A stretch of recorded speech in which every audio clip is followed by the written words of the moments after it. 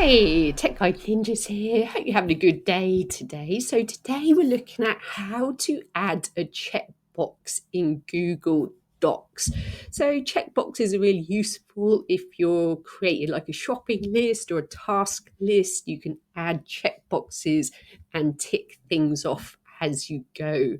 So you've got a few options for doing this. You can add checkboxes through the Format tab.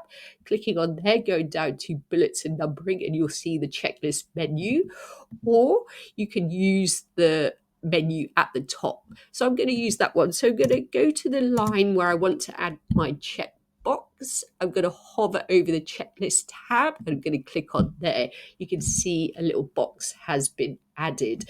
So now I'm going to write in what I need to get from the supermarket. So it might be like bread, milk, apples, so on, so on. When I've completed each task or got each thing from my shopping list, I can tick it off and it gets crossed out. I hope that was helpful. Please like the video and subscribe. I will see you soon.